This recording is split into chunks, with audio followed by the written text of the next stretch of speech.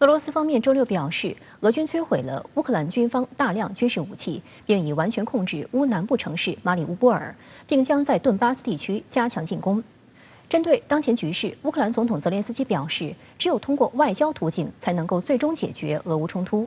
但乌克兰总统办公室主任顾问波多利亚克则称，乌方不会与俄罗斯议和，并强调俄罗斯必须被击败。俄罗斯国防部发言人科纳申科夫周六发布简报称，俄罗斯军队在基辅以西的日托米尔马林火车站地区使用海上发射的口径巡航导弹，摧毁了从美国和欧洲国家交付的一大批武器和军事装备。这批武器装备原本计划装备顿巴斯地区的乌克兰军队。俄乌军事冲突发生以来，西方国家为乌克兰提供了大量武器。俄罗斯现在看起来呢，他想把这个战争呢把它拉长啊，不是因为他的能力不行。而且他有意的就是想拖垮欧洲，因为你源源不断的运这个武器弹药的话，在西方一定会引起内部的反弹。现在很多西方的民众已经在抗议了，包括美国，现在有这个参议员公开来反对，就是说你把美国经济给拖垮。我觉得这个就是俄罗斯的一种战略，所以呢，集中攻击这个他的西方的武器的这样一个队伍的话，实际上呢，就是我觉得让这个乌克兰最终才能够屈服。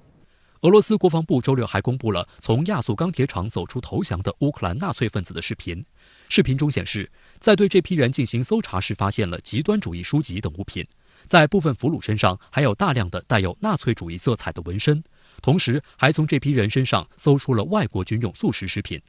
另据俄罗斯卫星通讯社报道，乌克兰海军陆战队第36旅代理旅长证实，马里乌波尔亚速钢铁厂的乌方武装人员已经全部投降，厂区内不再有乌克兰武装人员。此外，他还表示，亚速钢铁厂的乌克兰军队中有外国人。而随着亚速钢铁厂内守军的全部投降，完全夺取了马里乌波尔的俄军和乌东民间武装得以抽调兵力，加大对顿巴斯地区数个城市群的军事行动力度。另据俄罗斯塔斯社报道，俄空天军已在乌克兰使用了俄罗斯第5代战机苏57。苏57战机具备超音速巡航、超机动、短距离起降和比较优秀的隐身能力。苏57在俄罗斯空天军服役后，曾无数次在俄罗斯媒体的镜头中亮相，但因为装备少，苏57并无更多的实战经验。专家分析称，该战机出现在乌克兰战场上，实验性质浓厚，象征性意义要远大于实际意义。与此同时，俄乌和谈仍没有任何进展。鉴于美西方持续对乌援助，战事被一拖再拖。周六，美国总统拜登在韩国出访时签署了近400亿美元的对乌援助法案。同一日，美国国防部长奥斯汀还同乌克兰国防部长列兹尼科夫进行了电话交谈，双方定于在周一举行的关于向乌克兰提供新的军事援助的西方国家协调小组第2次会议前夕讨论乌克兰对武器装备的需求。值得注意的是，泽连斯基周六在与到访的葡萄牙总理科斯塔举行会谈时就称，乌克兰急需的远程多管火箭炮正在其他国家的仓库里睡大觉，而这关系到乌克兰的生死存亡。美联社在报道中称，这暗指美国拒绝向乌克兰提供相关武器装备。